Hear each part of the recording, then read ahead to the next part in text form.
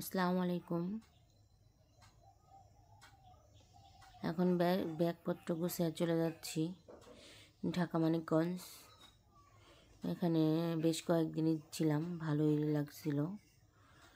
এখানে আমার শ্বশুর বাড়ি। এখন বের হয়ে যাব, গাড়ির সময় হয়ে গেছে। তার বাসা থেকে বের হয়ে আমি অটোতে উঠে নিলাম। অটো আগে অবশ্য ফোন করে রাখছিলাম। এটা বন্ডবিল আলমডাঙ্গা, এটা রেল স্টেশন।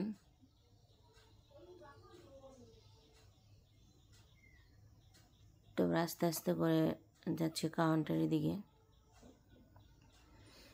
বারবার কাউন্টার থেকে ফোন দিচ্ছিল, সময় মাত্র 15 মিনিট। তো দ্রুত যাওয়ার চেষ্টা করতেছি, জানি না কি হয়। অবশ্যই দাঁড়াবে অবশ্য বাস। অবশেষে দেখি বাস ওয়েট করতেছে। শুধু আমি লেট করি নাই, আরও লোকজন লেট করেছে। ওনারা উঠতেছে, বক্সে মাল দিতেছে যার যার মতো করে। তারপর হালকা নাস্তা কিনে নিলাম, চিপস, পানি, এইসব। কারণ 4-5 ঘন্টার জার্নি চুপচাপ বসে থাকলে তো আর চলবে না, কিছু তো খেতে হবে টাইম পাস করার জন্য। তো আমি সবসময় টিকিট কাটি থেকে রয়্যাল এক্সপ্রেস। রয়্যাল গাড়িটা অনেক ভালো, আমি যাতায়াত করে রয়্যালেই যাই আসি সবসময়ই। তারপরে হালকা কেনাকাটা করার পর গাড়িতে উঠলাম।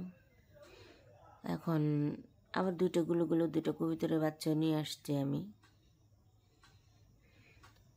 একটু ঘুমাইছিলাম, একটু ঘুম ভাব, কিন্তু গাড়ির এত ঝাঁকি আর ঘুম আসছিল না। আমার অবশ্য ছিটটা পড়ছিল মাঝামাঝি। যাই হোক, অনেক জল্পনার পর অবশ্যই চলে আসলাম আরিচা ফেরিঘাট। এখন আমরা লঞ্চে উঠে যাব, গাড়িটা ওয়েট করতেছে সিরিয়ালে।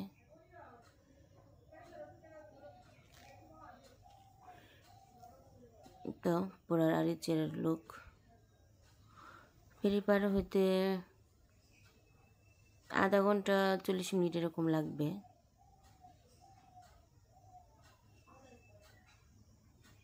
এখন তারপর টুকটুক করে 3টা বেজে গেছিলো, একটু ক্ষুধাও লেগেছিল।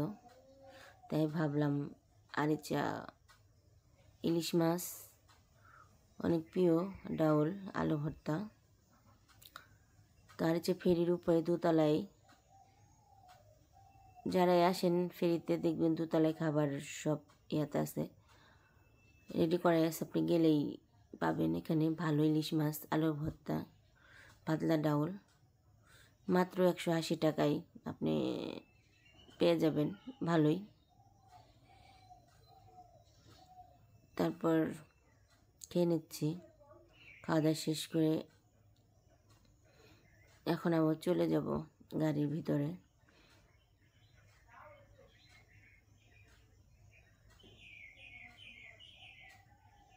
আস্তে আস্তে খেয়ে নিলাম, কোনো টেনশন নেই, ভাবনা নাই। কারণ 40 মিনিট তো অনেক সময় পাওয়া যায়। আর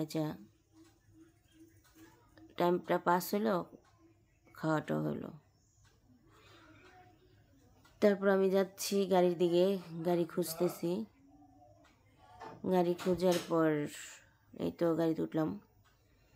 কিছুক্ষণের মধ্যেই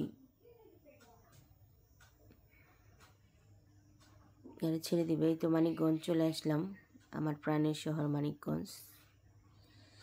মানিকগঞ্জ থেকে আমি একটু যাওয়ার পরে সিএনজি রিজার্ভ করে চলে যাচ্ছি বাসায়। সবাই দোয়া করবেন আমার জন্য।